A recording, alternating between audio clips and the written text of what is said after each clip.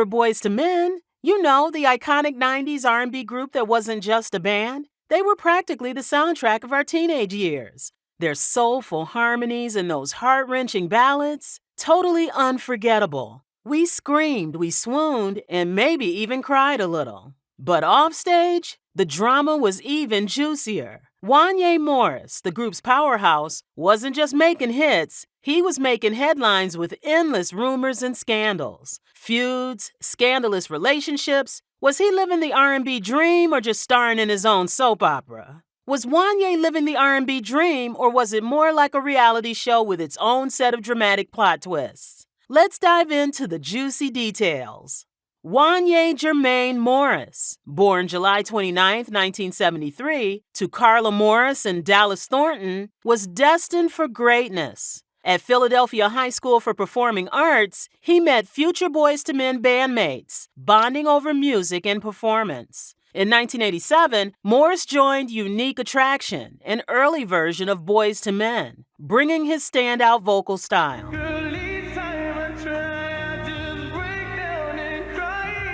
Their high school years were a whirlwind of rehearsals and performances, with their harmonies tightening and ambitions soaring. Morris's charisma and flair made him a legend, both on and off stage, embodying the excitement and scandal that kept Boyz II Men at the heart of the R&B gossip. After signing with Motown in 1991, Boyz II Men burst onto the scene with their debut album, Coolie High Harmony, and instantly hit it big.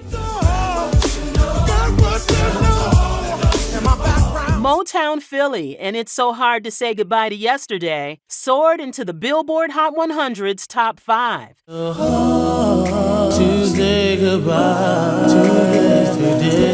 But the real bombshell was their 1992 single, End of the Road, which obliterated the charts for 13 weeks.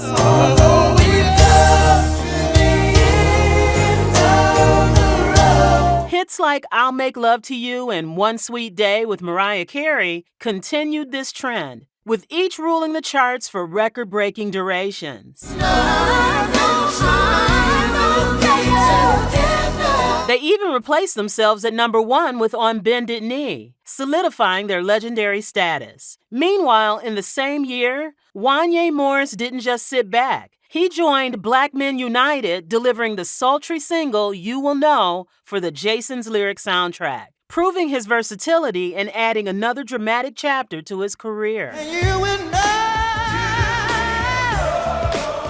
Being in a hit group like Boyz II Men at such a young age inevitably stirred up drama and conflict behind the scenes. The gossip mill was always churning with rumors about potential beef between lead singers Wanya Morris and Sean Stockman. Despite the whispers and speculation, no hard evidence ever surfaced, and the two have maintained what appears to be a rock-solid brotherly bond nearly 3 decades later.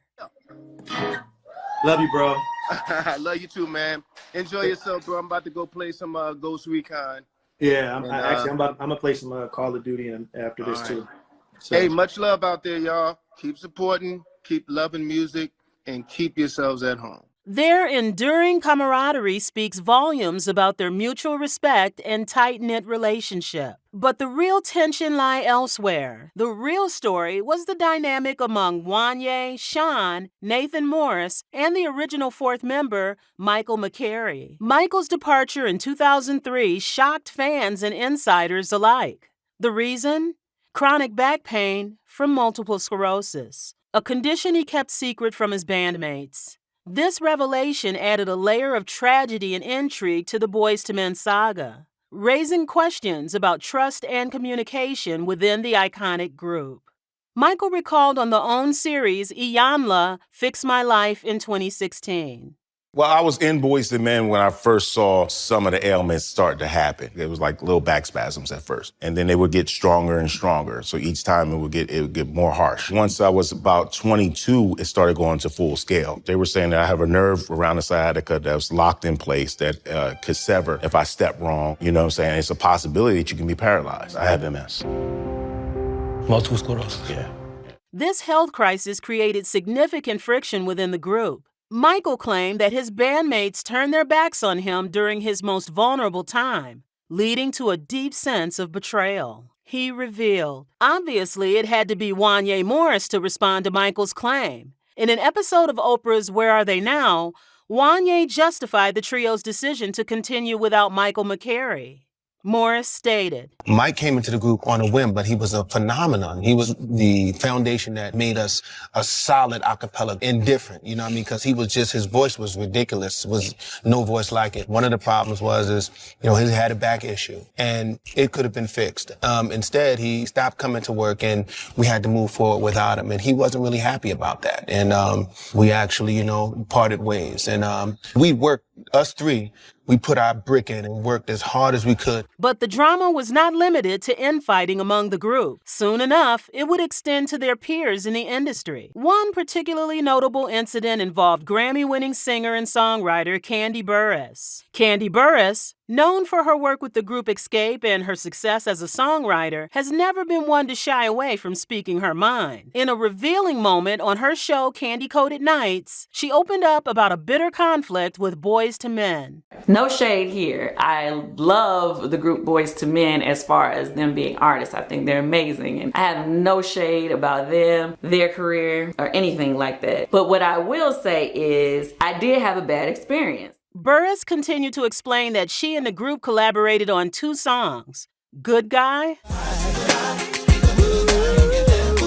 and Beautiful Women.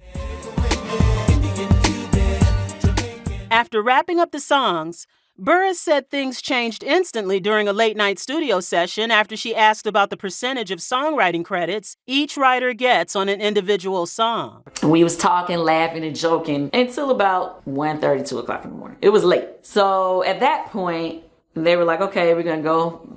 They was going back to their hotel or whatever because the next day they were supposed to come back to the studio and hopefully start recording the songs that had been written that day. It was my experience at that time that if you do collaborate with anybody, you should, try to go ahead and figure out what the splits are as soon as possible while it's fresh on your brain, because if you don't, people get amnesia about who did what and how the split should go. So I said, hey guys, how do you normally do your splits? Immediately after asking, Burruss claims that the group copped an attitude. Instantly, attitude shifted. And so they was like, splits? What you mean, how we do our splits? And I was like, well, I was just wondering, how you do, your splits. Like, because, everybody kind of like have a different way of doing it or whatever. They was like, oh, you want to talk about splits? And I was like, well, if it's too late, if y'all tired, it's cool. I understand, we can talk about it tomorrow. Because I was like, maybe I'm bringing it up and they tired and they think, why am I bringing it up? Because it's late at night. So they was like, nah. If you want to talk about the splits, we can talk about the splits. I was like, okay.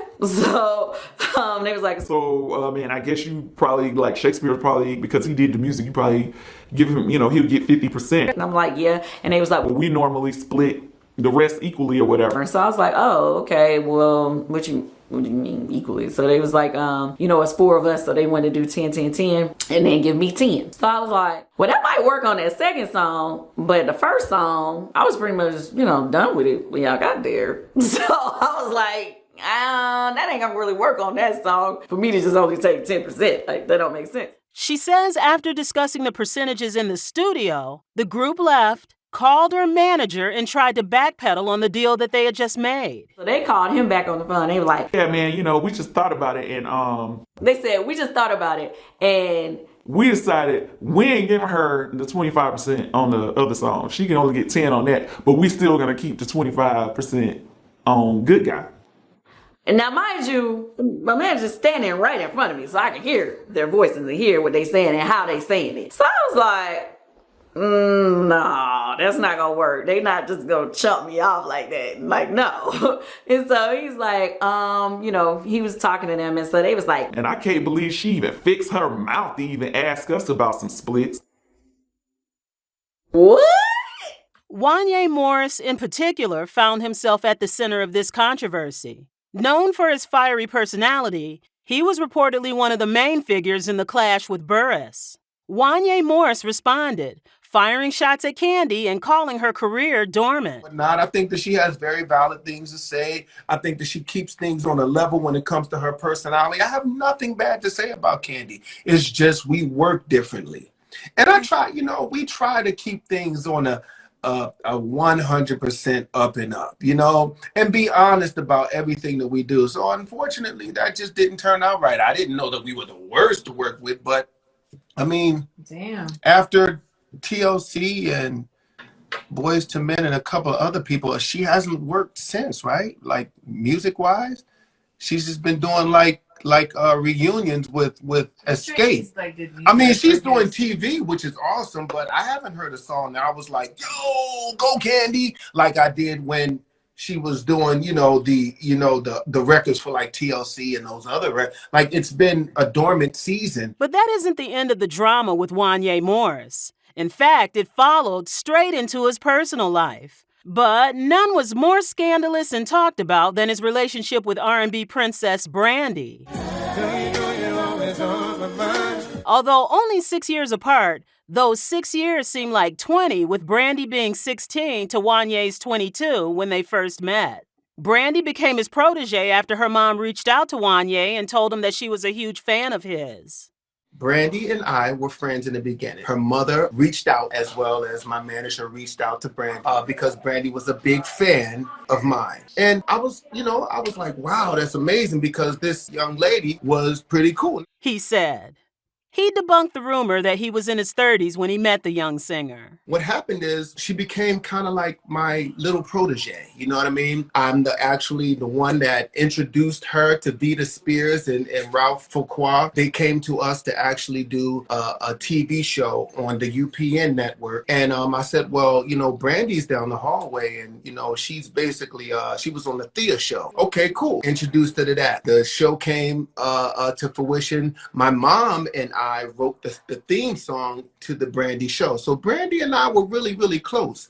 Their relationship quickly blossomed from professional mentorship to something much more personal, sparking a media frenzy. Fans and critics alike were captivated by the story of the young starlet and her older mentor. The age difference, especially with Brandy being a teenager, raised eyebrows and fueled endless speculation about the nature of their relationship. Once she turned of age, we had been hanging around each other so much.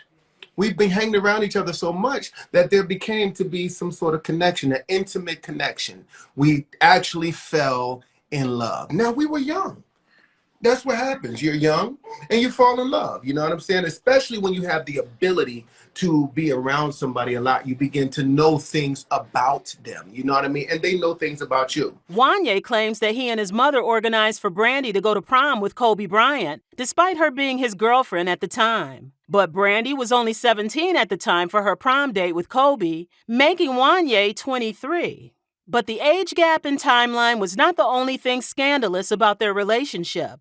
Things heated up even more when media started to speculate that there was a love triangle when rumors started to spread that Wanya was dating Adina Howard while he was still in a relationship with Brandy. In a 2019 episode of Unsung, Adina Howard, who made headlines for her hypersexual persona in the 90s, spoke about how her career failed due to the backlash of an affair she had with Wanya while he was dating Brandy. Two young ladies allowed their egos to get in the way and were kind of going through it about a guy. Howard recalled in the episode. She explained that when Atlantic's then Vice President Sylvia Rhone caught wind of the conflict, she advised Howard to lay off Morris. However, Howard disregarded the advice and went on to speak about the affair with radio personality Wendy Williams. The act of defiance stalled Howard's career indefinitely. Wendy Williams caught wind of it, called Adina,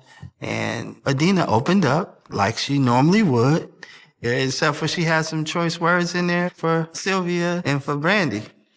Well, that pissed Sylvia off. She was on fire. I said something very inappropriate about the head of the label, and she pulled up the emergency brake, shut everything down. Fans who recently found out about the scandal have alleged that Brandy's hit song The Boy Is Mine was actually about Adina Howard and Wanya Morris. The pair reportedly broke up in 1998, a few months before Brandy's 19th birthday. Currently 50 years old, Wanya continues to perform as a trio with the other two remaining members of Boyz II Men.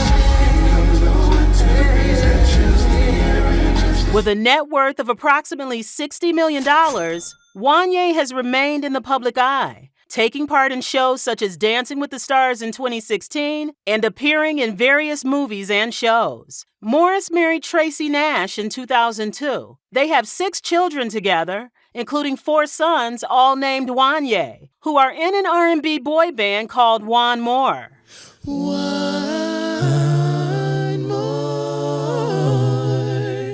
And 2 daughters. Morris married Amber Reyes in 2019 without being legally divorced from Tracy.